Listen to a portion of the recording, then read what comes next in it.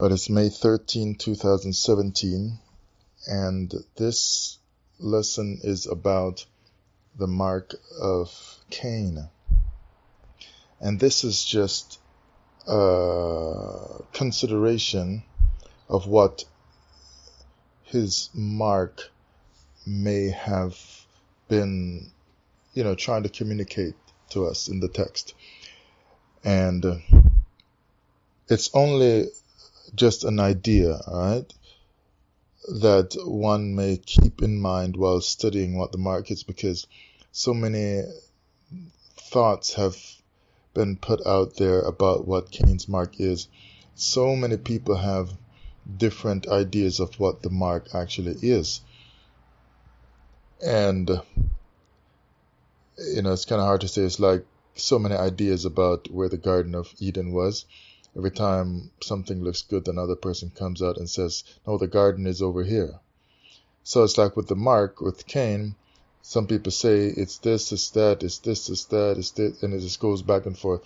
So let me throw something in the picture here that one may keep as information, not telling you what his mark is, but just information to keep in mind that one may consider while looking into the whole issue of what the mark is, to see if it somehow helps us in our study. I know I'm going to be keeping this in mind when in the future I look at Cain's mark to see what I come out of it with.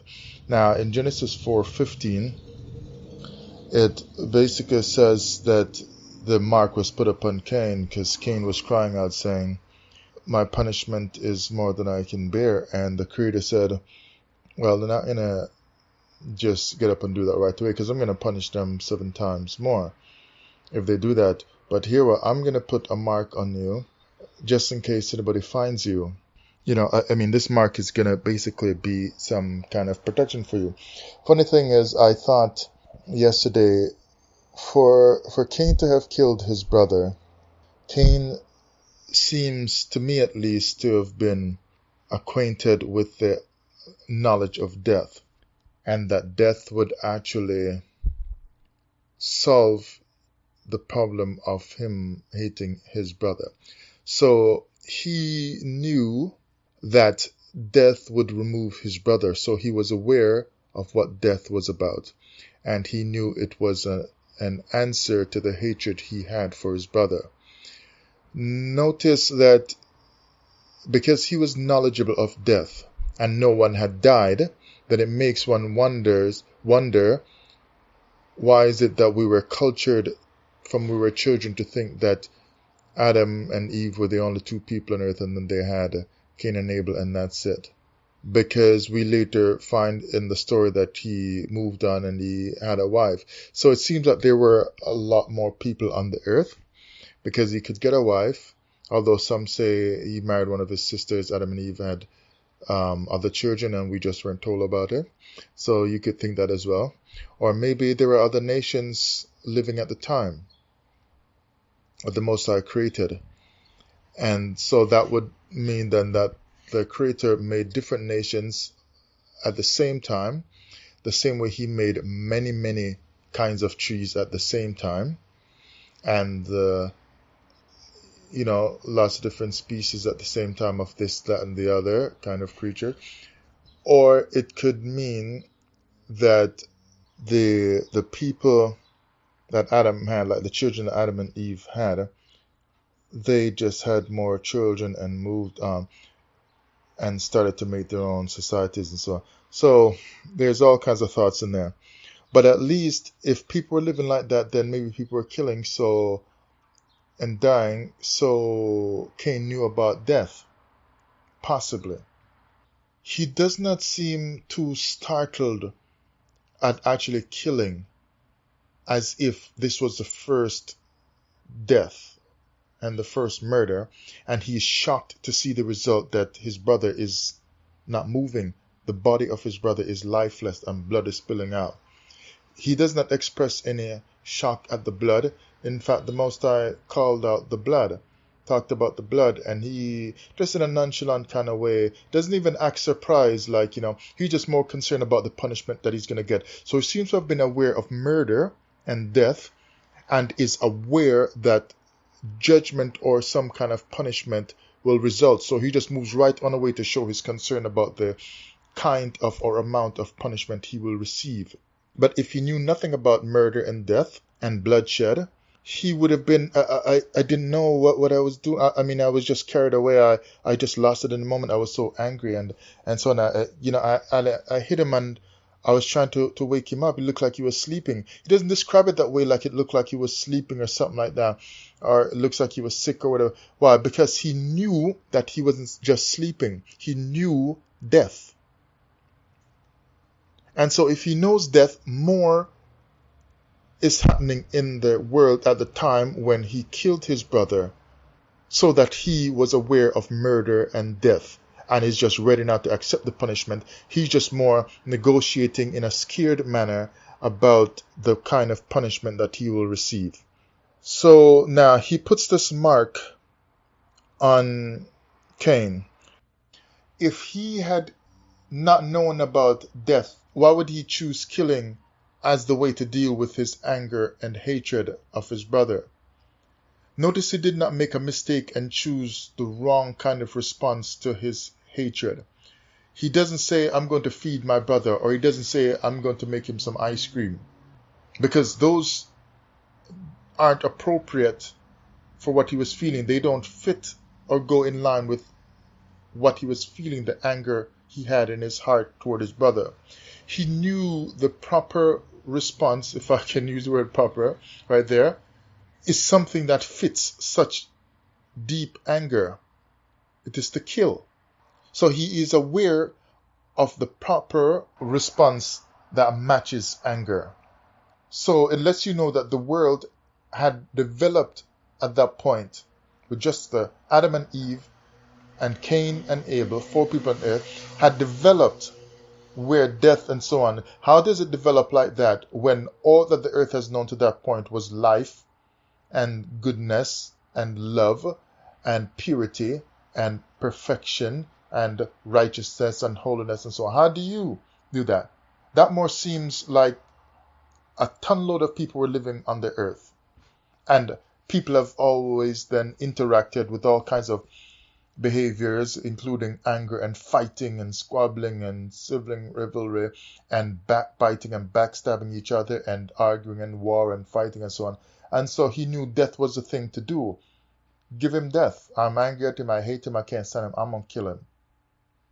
Because that's what people do when they get that angry, to his level of anger, because he had seen it of others. So he's like, hey, but he got judged for it on the spot. So now when you deal with the mark being a noun, look at the etymology here. Now I've read, well, let me just take a look at it. I've got this very old dictionary here, which I'm thankful to have gotten in an auction. And it's dealing with mark. Now I can't read everything because it's very long. It says here that mark, they're talking about mark as a noun as well.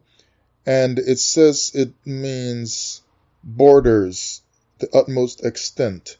So it's dealing with borders. And it's funny because when I look at the etymology for the word mark, and they're talking about a noun from etymonline.com, look at what it makes one begin to think about Cain's mark. And again, this is just an idea that may help people in studying. Because when you're studying, you consider different options for what you're trying to look into. So this is just an idea here that can give some other thought about the text, because we normally think of the mark as something on his skin. Some people say it's white skin, some people say it's some kind of cut or writing on his skin or deformity, physical deformity and so on. This here is given the idea that the mark may have been about territory. And remember, land has always been a big thing from ancient times, and today it's still land. Land is a big, big, big deal in our world. So, mark as a noun, now they're given different stuff here. I'm just going to read the one I want There's no sense talking about the others. Because I don't need that. It doesn't apply right here. So mark as a noun, it says it deals with trace and impression. Also deal with boundary, sign, limit, mark.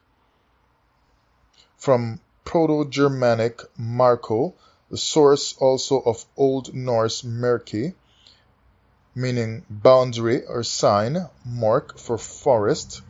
And it seems like Cain was actually running some kind of farm or something like that. So it's like he's complaining now to the creator, you're going to banish me from my farm right here. Like, what am I going to do? I got to, you're telling me I have to roam all over. If I go roam all over the earth, away from my farm, because I'm not going to get any more food from the earth, no matter how hard I try, like you're saying, it's not going to yield me its proper blessing.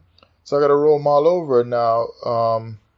People are going to kill me. They're going to probably, maybe, I don't know, maybe he's thinking the more he roams all over trying to find food and a place to live and so on, people might kill him because they're going to think he's coming over to take over their territory, their land, right? So they're going to kill him. So he's trying to find a way to get some mercy in this curse. So it deals with boundary, frontier. And so you're dealing with, boundary and borderland territory. The primary sense is probably boundary, right? The primary sense is probably boundary, which had evolved by Old English through sign of boundary, through sign in general. So it's like putting a mark on him about territory or boundary. So like when the creator said, don't worry about that, I'm going to put a mark on you just in case anybody finds you. So it's like I'm going to trace out or outline or limit your territory that you wander in, just in case you wander in too many people's territory and they kill you. So by boundarying or giving you a boundary or a limit to your boundaries, a limit to the territory that you will wander in, you will be safer, as you won't be continue to go into people's territory and then some other fights happen and they kill you. So he limited Cain's boundary. He will still wander, but he limited it. And I always wondered why it said right after that he's supposed to wander. Basically, you get the idea he's going to wander throughout all the earth. But he went and he settled in a place called Nod. But he entered into a place and he just settled there. Now, if you're supposed to be wandering, how do you just go to this place and stay right there? And the creator said you should be moving around. Well, it's clear he wandered, but then he stopped and he settled right there because he probably reached the limit or the boundary of what was set for him. So he stopped right there and started to make a life right there.